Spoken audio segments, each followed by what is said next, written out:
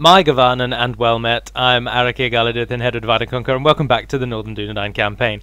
Now, in the brief interlude before since last episode and this episode, I toggled the fog of war, the devious toggle fog of war, and grim news, I'm afraid. The province of Linhir across the mouths of the Anduin has fallen to the realm of Hrad. They are pressing on Dol Amroth with an incredible amount of force. 61 turns, they've already crossed the Anduin, they've taken one of the starting regions of Dol Amroth. I've never seen such strength before. In addition to that, the end turn report has told me that Hrad are doing the best overall and have the strongest military. So someone is going to need to come to Gondor's aid because they are in trouble. Also using the toggle fog of war to sneakily check upon my opponent of Angmar, and I can say with some certainty that they've basically been defeated. The grand army that I was expecting to come out of the abyss and attack Shadun, there is no grand army. Angmar's largest force is now far in the west in the realms of the Ice Bay of Foreshell, attacking Ered Luin. They have almost nobody within range to do any damage to me. So once the army here takes Athelin, we will be virtually unchecked on our route to Carn-Dum. So with that in mind, I'm going to begin auxiliary plans to take Barketa and Bari Donionek just for the revenue. And oh, that's very interesting. How long is it going to be till they're ready? 9 turns. But they have such high... Oh, but they've got a sword. Ah, let's retrain them. Screw it. Is that army that was here today? Ah, yes. And Chieftain Eldarion has come of age. Chieftain has come of age, finally. Now we need him to marry, and we need him to have some children so that we can have a proper heir. Although currently our heir is Gandalf, so Gandalf will have to die in order for the chieftain to do anything else.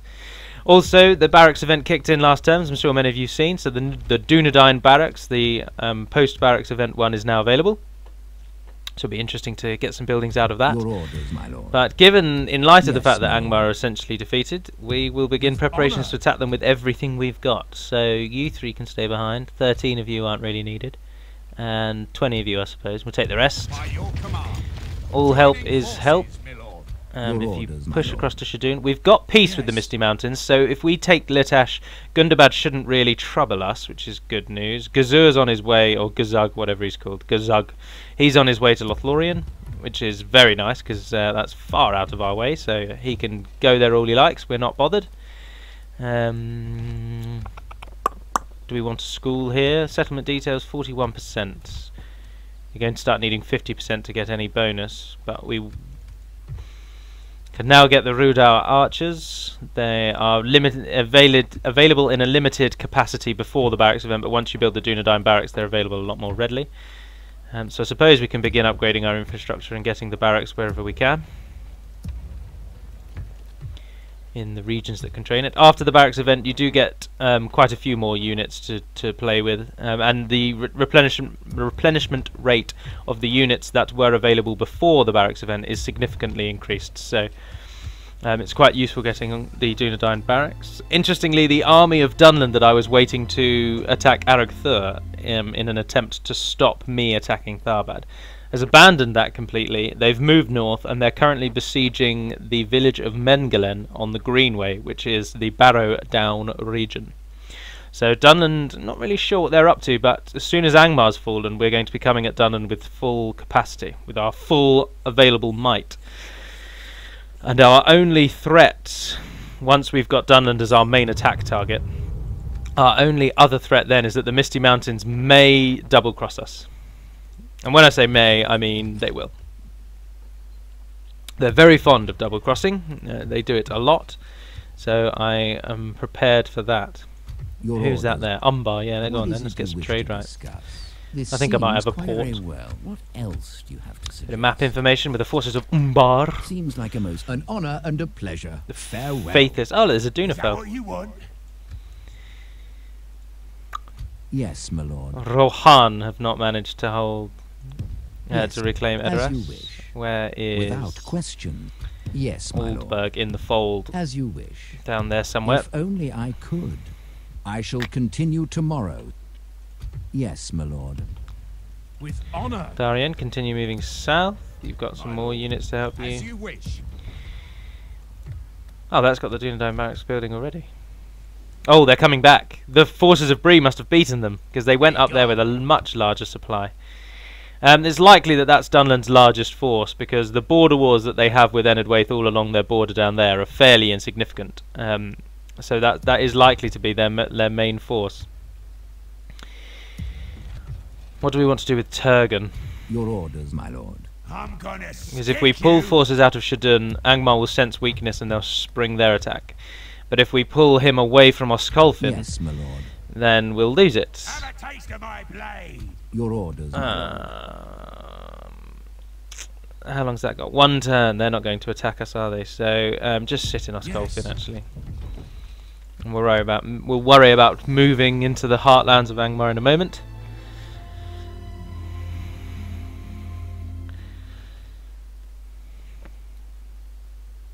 So it does show you this campaign, if you've watched from the beginning. I feel it sums up quite nicely that Angmar aren't actually too difficult.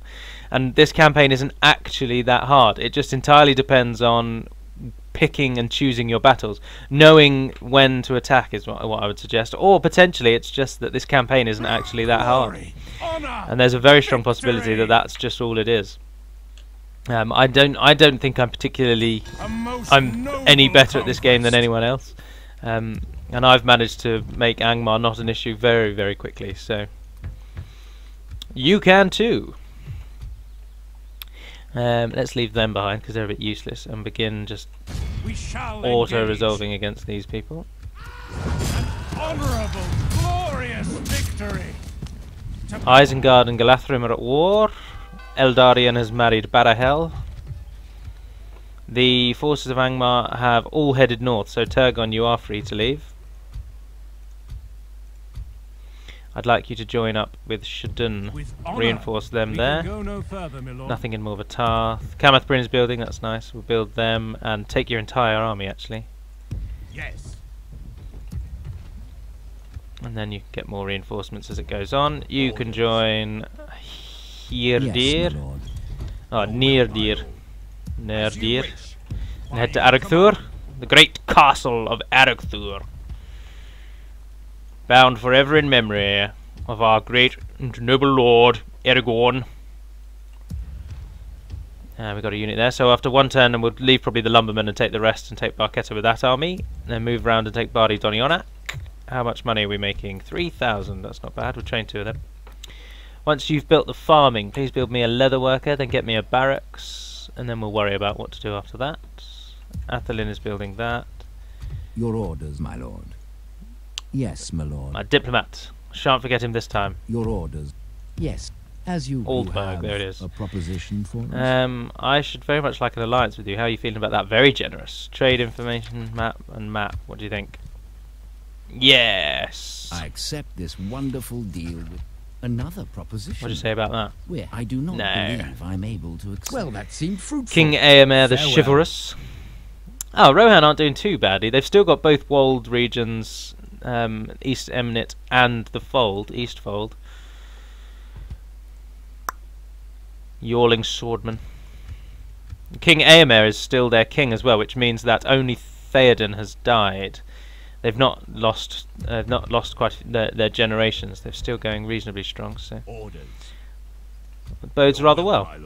I'm going to send you 2 south, actually. Let's build up an army and take Dunland in preparation for the fact that we will soon be crossing the Gwathlo with force. Oh, we've got to nip across their lands. They're not going to like us for that. Have we got a barracks here? What does the barracks... Oh, muster ground. No, I've not built it. Foolish. Ah, the military camp looks cool. Don't really know what that's meant to be, but it looks good. Oh, we can get banks as well as the Northern Dúnedain. Got some mines. Haven't built mines here, so we're going to, as soon as we built the library, focus on getting a muster ground so that we can. Won't be able to retrain any of those units because the muster ground can only train local militia and local archers, unfortunately. But at least in the militia barracks we get the militia captains and mounted captains, who are 2 units who are very strong on their own. And then Gandalf will push for Carn-Dum. We want to get there before Ered Luin. Ered Luin have a lot of stacks in the province just south of Foreshell. It used to be called Pitcaranta. I don't know if it still is called Pitcaranta. Can't remember. There were two villages that used to be the Ice Bay of Foreshell, and we removed one of them. And one of the names was kept, one of the names wasn't. And I think Ú-chebin is possibly the name that was removed. But I remember people telling us that Ú-chebin means brown boat in one of the Scandinavian languages. Well, there's an Angmar army doing things there. I'm not sure what they're up to. Oh, I missed. Oh, no, we're all right. Merged, lovely. And we've got 3 generals in there, so someone can build me some towers. How are you feeling about that? Yes, my lord. You can build me some towers. This tower will keep vigil over the lands. And our force is making its way north still. By your command. Angmar still haven't done anything, so we'll keep just murdering them. We lost 10 men in that We battle. have triumphed. We shall engage. Keep up the pressure. Ah, right, that's all done. Splendid. So, I might take everyone, actually. It's not going to hate me, is it? It'll only be 2 turns till they're ready. Your will, my Captain Derufin, head north to Barketa, the 3rd realm of Arthedain. As you wish. Orders. Our force is meeting in By your Aragthil, which is command. good. Your will, my lord. And this time it's Yes. much better than it was last time. A lot more troops. How much money are we making now? So only about 2,000. Right, Yes, Gondor my are not going to ally with us because, unfortunately, Yes. I am Stop allied here. to their enemy, the clans of Enedwaith, which is a little irritating. So what I'll have to do in order to secure a canonical alliance with Gondor, which I would like to do, is I will need to break my allegiance with the clans, and potentially as well, not just break it, but possibly attack them so that it wipes away any previous diplomatic relations I may have had with them. Because there is an interesting little feature whereby if you're allied with X and they are at war with Y, let's say for example that X were to die, so that your ally dies, it would then mean that you could never ally with Y because the diplomatic stances that were in action when the 2 factions were alive are continued over, even though that faction is now dead. And I didn't know that until very recently, with a lot of people saying that as Dale they can't, I think it's Dale or Run, one of them, they're trying to play the game in their own way. So for example, playing as Dale and allying with the forces of Run. Yes, And they can't because To battle. they've got there's errors in there. There's alliances that have not been removed, and so for me to ally with Gondor, I would need to attack the clans. Oh, we can get rid of our swordmen now. What's our upkeep here? 1 unit, 3 unit, 4 units of free upkeep, 5 units of free upkeep I can get here. 1, 2, 3, 4. I can get 1 more in a minute. That's cool. Numenet's got the Rangers Council Hall, but it'll be a while before it can build those roads, actually. Orders. To war then. Derufin has arrived at Beginning the Barketa. Siege force reporting, my lord. What are you looking at here? 2 free from that. 3, 6. 1, 2, 3, 4, 5, 6. Your orders, my lord. Yes, my lord. Yes. Your orders, my lord. Yes, my lord. Yes. This tower will keep vigil over the lands. Keep building With the towers. Keep heading north. By your command. As you can see, Angmar are not attacking me.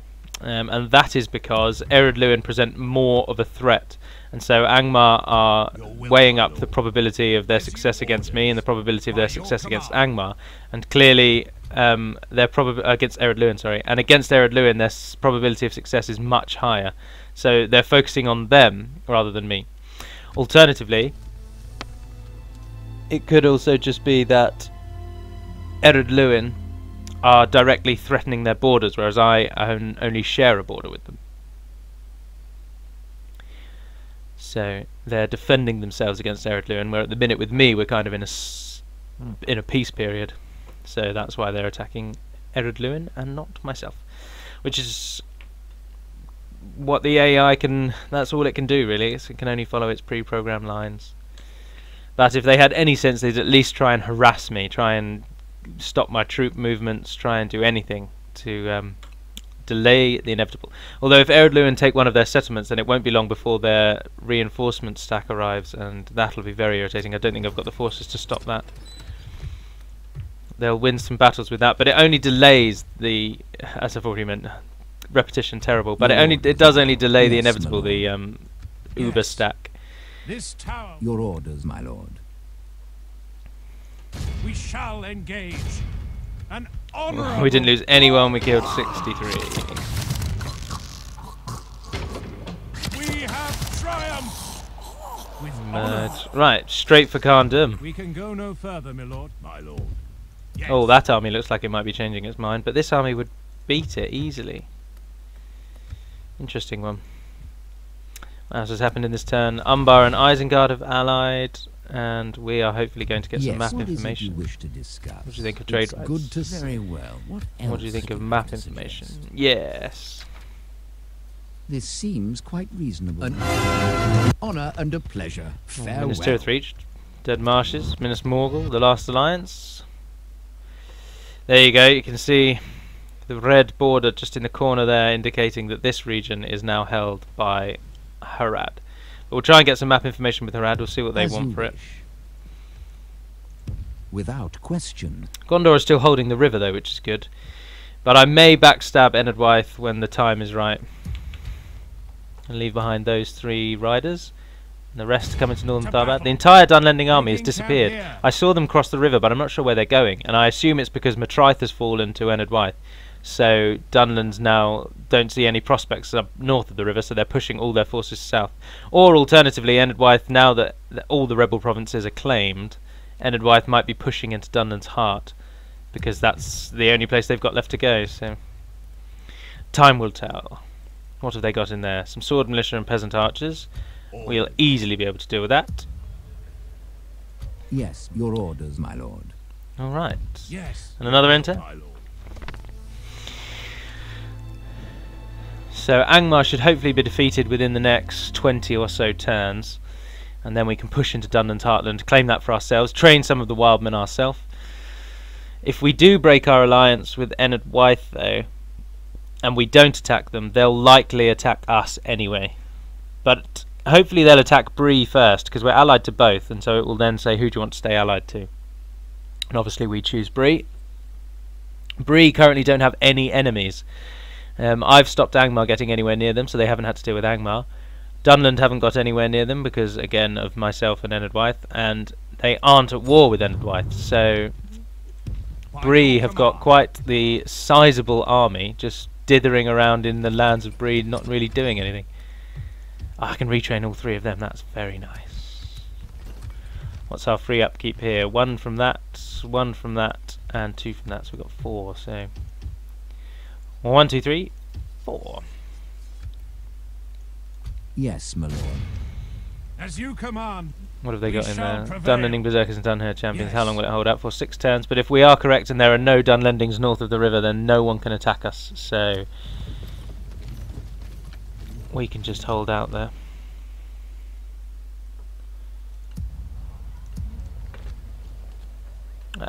We don't need anything in Aminsul.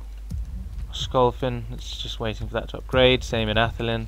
Although they did get those woodland hunters actually, didn't they? So the local archers can head over to Shadoon. As you wish. Your orders, my lord. And Yes, my lord.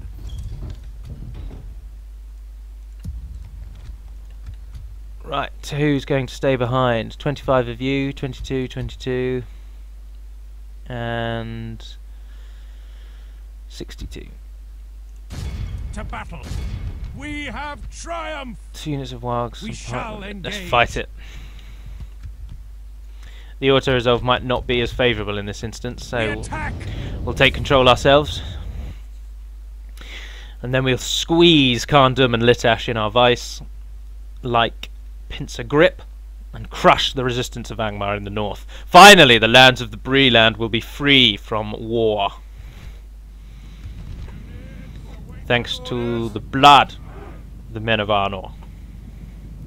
Right, we're going to play the cheeky, slightly cheating game and force them to attack us. And we're going to do that by harassing them with our archers. So first things first, get our archers in position where we're going to want them.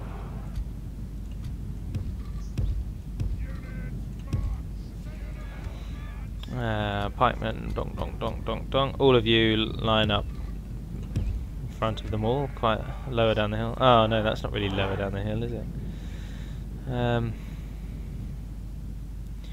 Kind of want them to swap, so we want them there,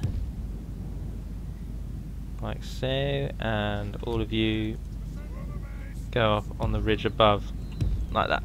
Perfect. And then you're going to go over and... No, wrong ones. You can stay up there. You're going to go over and get the enemy to engage us.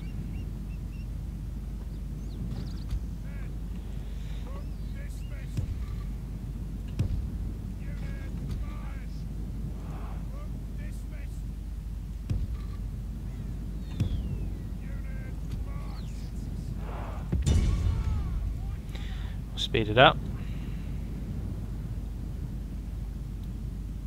Those cavalry seem to be moving in at least. Yeah, so now everyone's firing, and we've got them. Even though we're attacking, we are now defending.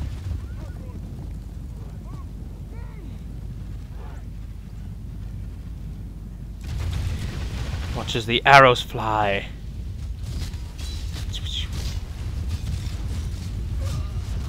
Pikemen with their no shields, virtually no armor, very low.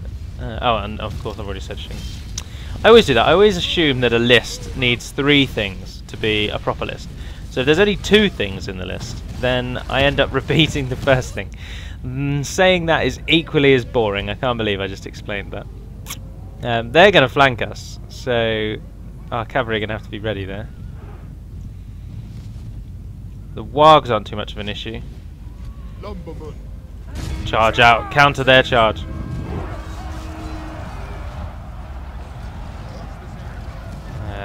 You charge as well, and you do the same thing into the warg riders. Only half the enemy force remains.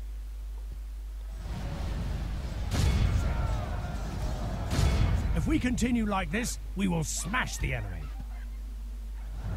Right, we'll speed it up as it's essentially, it's just the, oh, they're running already.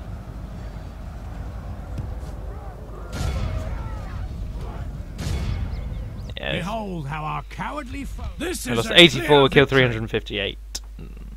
I'm not sure the auto-resolve would have given us that result, so I had to take control of it myself. But as I attempt to keep each of these videos about 20 minutes long, that will conclude this one. But the next one will be where it's hots up, and we'll probably begin our siege of Carn-Dum. So do stay tuned for that one. But I shall end this one there. So thank you again for watching, and I hope it's been as enjoyable as the others. But for now, I am Arnor Galadurthin, the head of Divide and Conquer, and as the Sindar would say, Nevar Naden Pedimad, and farewell.